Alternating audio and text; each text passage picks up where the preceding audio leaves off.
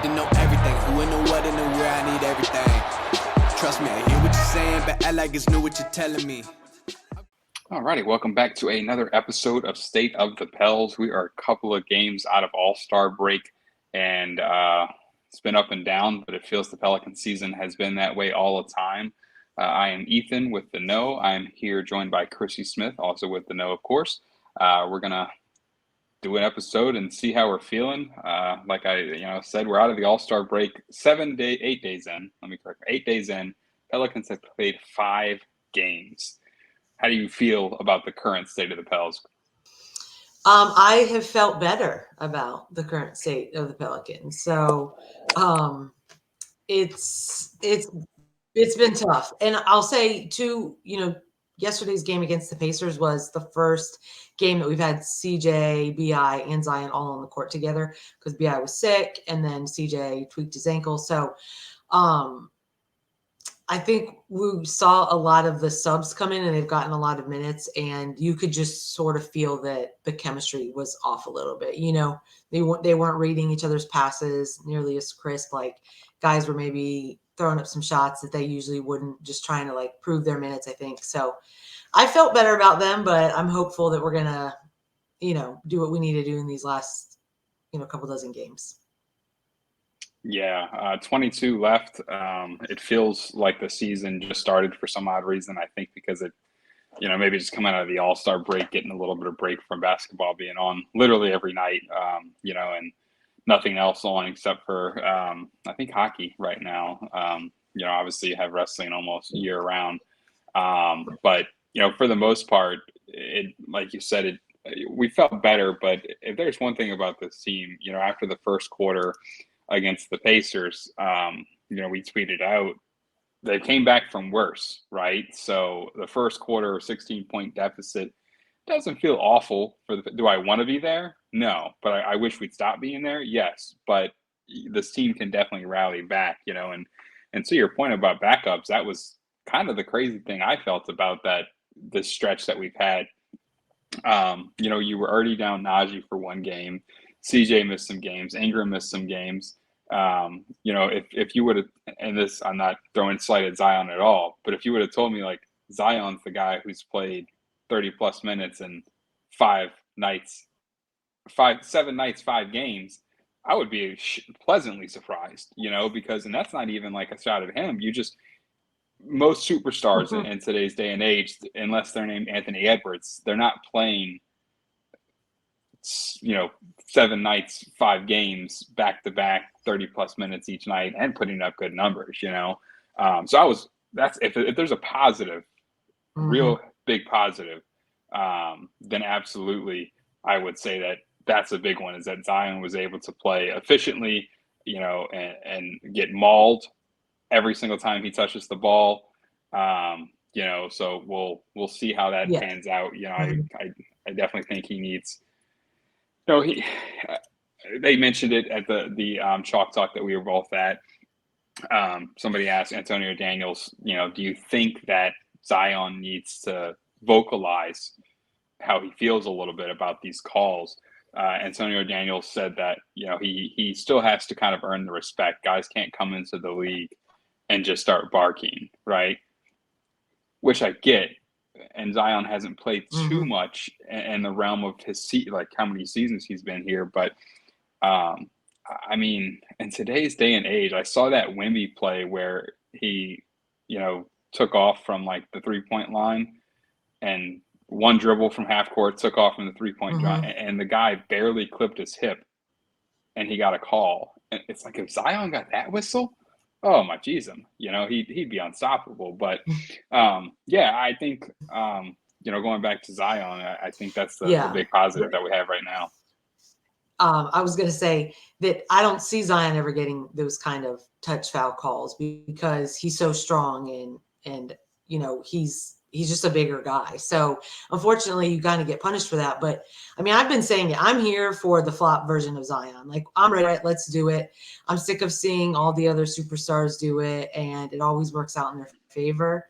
And so I'm ready for Zion to start putting on a bit of a show. I guess he's going to have to learn how to be a little bit of an actor, because if he's only pointing out when he gets fouled and they call it, that's not enough. Like, we're going to need more. So flap Zion, start practicing, because you're going to need to do that maybe for the rest of this season. Right. Yeah, there was that one play that he kind of drove and cut across the paint, and he bumped into the guy and instantly threw his head back and like did like a fader, and I was like, man, like, you got guys like Bojan Bogdanovic, who he played recently, who complains about everything. He flops, he acts like everything hit him hard. I never want to see any of our guys get to that point. But, again, to credit Antonio Daniels, I think you look at a guy like Austin Reeves, he's kind of mastered not exactly like flopping and flailing his body, but he does that head, and sometimes that's all it takes to draw the attention to the referees. Because exactly, yeah, you got to realize that there's 10 other guys on the court that these referees are trying to watch at the same time. And, should they probably be looking at the guy with the ball who has 3 defenders around him? Yes. But, each referee has a zone essentially that they have to watch. So not all of them are watching the same thing. So, but I digress. We'll get off that. Zion needs the foul calls, because I do want to talk about the fact that Brandon Ingram last night was aggressive. Last night, yeah, against Pacers, and 13 for 13 from the. I never would have thought I'd see the day that a guy with New Orleans on his jersey would take 13 free throws. I think, to your point, I would love to see maybe Zion take a page out of Ingram's book that night, because that's exactly, like what I'd love to see Zion get. But you got to make them, right? You can't get free throws and be a 66% free throw shooter, because then teams are just going to hack you no matter what. So, but yeah, you what do you think about Ingram's performance last night? I mean, 30 points, 13 for 13 from the free throw line. Was that give you a lot of confidence going forward to him being the closer when we need one? Yeah, and I'll say we need a closer, because the Pelicans are 0-15 at this point in the season, going into the fourth quarter when we're losing.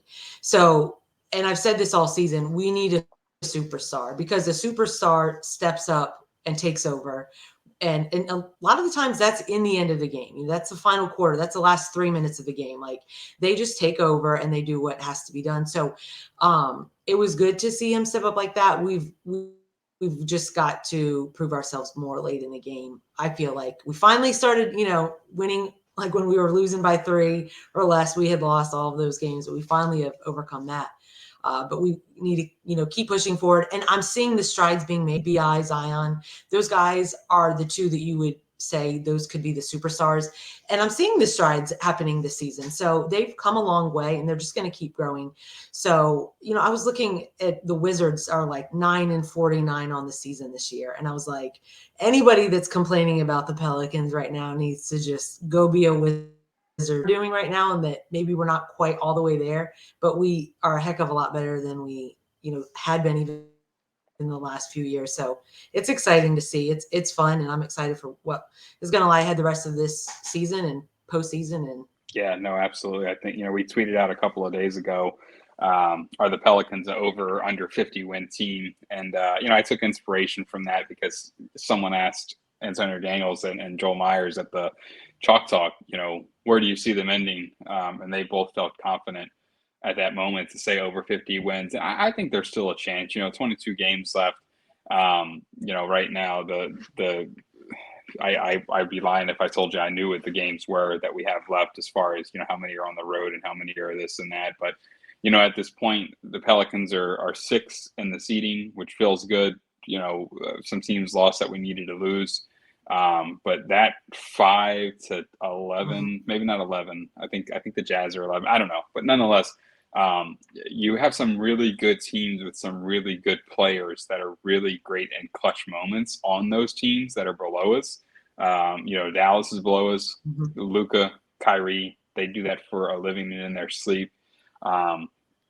The Lakers and the Warriors, everybody likes to poke fun at their record at the beginning of the year, and even at this point in the league, but those are teams that find a way every single year.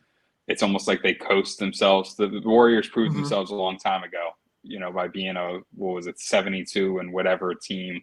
They don't have to win regular season games. All that matters is the postseason, So obviously they don't want to be a play-in team. They want to get better than that. But even if they're a play-in team, I mean, that's still a win for them because they get to prove it. And that's something that you got Curry, Clay's coming off the bench now. Right.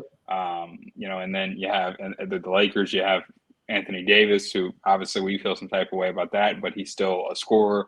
You have LeBron, who knows to just put things on his back. So we got some interesting teams behind us that I would prefer us to put some distance between us and them now and not have to worry about it in, 2 weeks when we're talking about the play-in. But I think if the Pelicans are a 50-win team, I have them, I would say, with like the 47 or 48 win right now.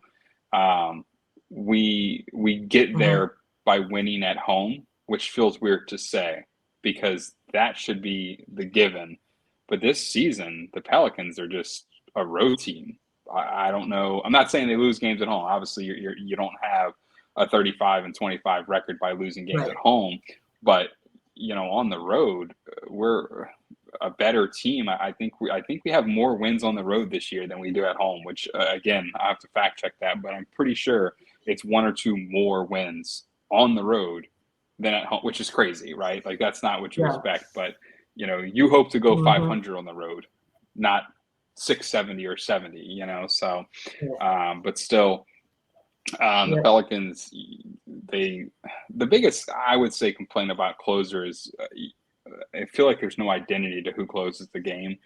We had Ingram, who was kind of controlling the ball and getting it where it needed to be, and then CJ, while he's made some great vet shots for us to calm things down and to quell leads and things like that, last night against the Pacers, those last 2 shots that he took, it was just like, what are you doing, man? Like, you have Zion Williamson and Brandon Ingram next to you, and you're taking shots that just you don't need to take, But yeah, I mean, that kind of bothered me the other night, just because CJ's had some slander from the Pelicans fan base since he's been here, because some people think he tries to play hero ball and this and that. And I think last night was the first time that I really saw it. Like, you got a guy who has 30 points and the refs are blowing the whistle for him. How do you take the ball out of his hands and think that, I'm going to do it now, but nonetheless, I'm going to ask you, because I know I feel some type of way. Go ahead. Yeah, I sort of, this is how I feel. It's sort of like the parent who has all this experience and they know what they can do and what they've done. And you kind of are raising these kids that are coming up underneath you, and they're learning from you, and they're starting to do some good things, and you got to let go at some point. And so I feel like in that moment, like you said, Ingram, here's your oldest kid and he's having a great game, getting the whistles, put the ball in his hands. And I understand CJ's like, I'm comfortable in me. I trust me. And I trust him too. But you got to know who's got the hot hand. And since we don't have one clear, like, clutch player on our team, like you just named all those teams that are right there for the play-in, you clearly could name who their clutch player is. We don't have that. You don't know who the clutch player, who's going to show up when we need a bucket. You don't know. It could be anybody. So in that case, you've got to know Brandon Ingram's got the hot hand. We need to get the ball to him, let him drive, make something happen, get fouled, hopefully knock down some free throws. So I feel like that is sort of what is missing in those moments for us, is just like, who is the leader that the ball is going to? We really don't know that right now. Yeah, I think one thing that we talked about at the beginning of the season, I can't remember who was there, or even if we recorded it, it might have been like a post, thing conversation.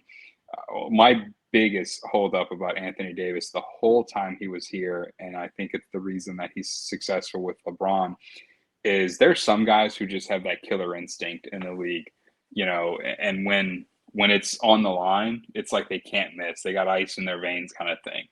And right now, I don't know who on the Pelicans has that killer instinct. I don't know if any of them do. And all of them, I think, are great. And I think you can be a superstar without the killer instinct. But you see Zion get mad sometimes. And I feel like that killer instinct comes out. I need that in the last 3 minutes of games. I need you to find that anger and that, like, ferocity in the last 3 minutes of games. That's what I think would make Zion the clear-cut option. And Zion is at a very high, I would say, IQ player because he adjusts to how teams are playing him. He adjusts to how the whistle's going, and knows when he should maybe take some more contact and when he shouldn't. But if he would learn how to turn that on at the end of games, and you can even be a passer with that killer instinct, right? Last night or 2 nights ago, LeBron had that one where he was coming down half court and 3 guys were up at the top of the three-point line for him. And what did he do? He found D'Angelo Russell wide open.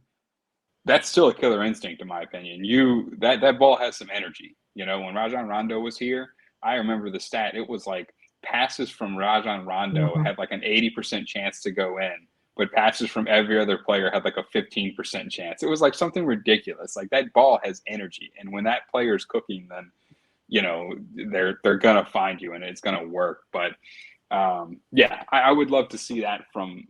I think Ingram can have it. He hasn't really shown that he's got that killer instinct, but you don't need 2 guys with killer instinct. You need one.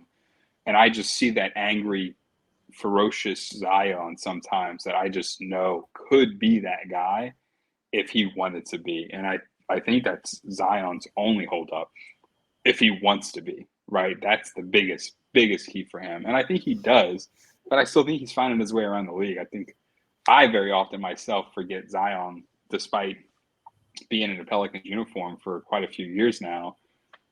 If you compare his games to some of the guys that he's going up against, he still doesn't have that many, you know? So I'm interested to see if he kind of develops that more, and, you know, we'll go from there, I guess. But who do you think could be that do you think we have a guy on the team right now who could be it?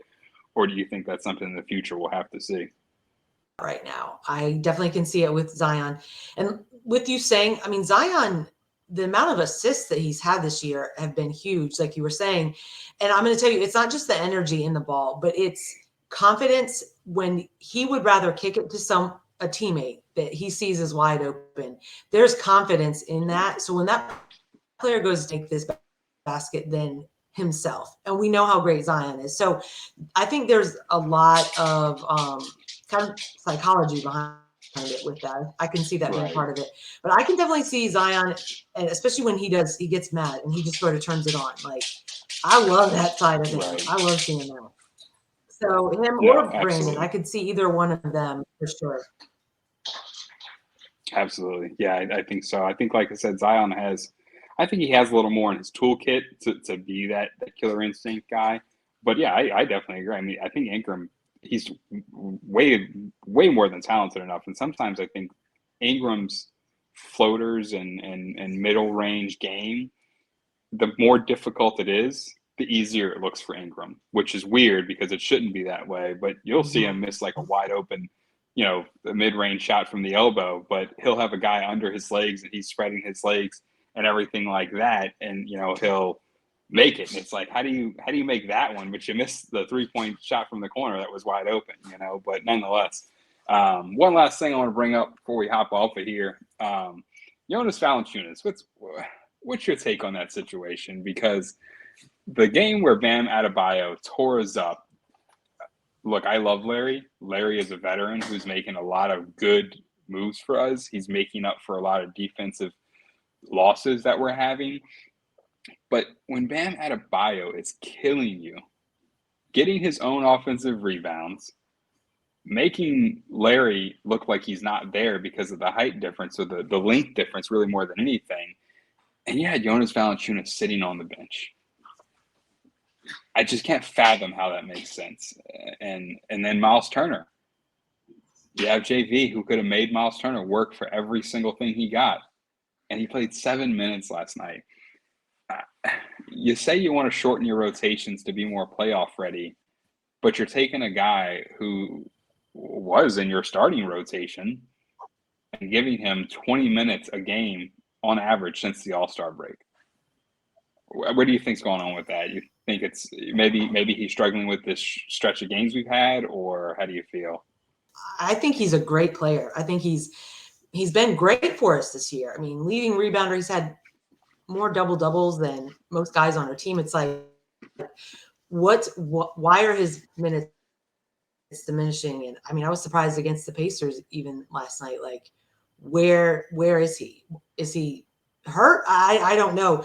So I mean, I'm guessing someone's going to ask Willie that at some point, and I hope that they do, because I really don't understand it unless Willie knows something we don't know. It's very confusing to me, and Jonas has got to be confused too, unless, like I said, there's some secret going on that we don't know about. Right, exactly. Yeah, and if there's one thing, I mean, this could just be bias speaking because I'm a huge JV fan. I think, despite what people say, he does fit this team. When Zion and him kind of figure out that two-man game, it's going to be really fun to watch them together if they stay together. But yeah, it just I feel like even his rim protection has gotten bigger. I don't think there's been a season in the last 2 years that he's been with us that I heard Jonas with the block more than this season. Like it feels like he stepped up to the plate, and the one thing that people were critical of him is rim protection. But I digress. We'll I didn't want to stick too far on something negative, but I just wanted to see if maybe there was a different opinion that I was missing, because it just feels like, man, 7 minutes last night. There's got to be something going on, because you don't say you're going to shorten your rotations to playoff time and give a guy who's had 30 plus minutes most nights 7 minutes, 23 minutes, 20. It just doesn't make sense to me. But we'll see how that goes. We'll kind of monitor that. But yeah, you got anything else to send us home? I'm just looking forward to the rest of the season. This is so much fun. It's not baseball season yet, so I don't have my Giants to watch yet. And so in my planner, I write down every Pelicans game and plan around it. So I'm pretty excited to see what happens. And I'm just fingers crossed that we get an actual playoff spot and can play a series against another team. Absolutely. Yep. All right. Well, we'll sign off there. If you're watching, make sure you check out theno.com. Check out the merch. I got the skeleton shirt on, Graveyard Basketball. We got a couple of really cool things over at theno.com. Check that out. Follow everybody. I'm not going to list everybody with the no. I'm just going to hit the nails on the head for the Pelican stuff. Obviously, the no, being the no on Twitter, at Sports Chrissy on Twitter, at Dylan McKeely at Twitter, at Pels Press, at Pels Press Pod, and toss the Who Effing Knows guys a follow as well for that, Dave and Patty over there, because they also talk Pels during the season. But other than that, we'll see you guys next time. Thanks for tuning in.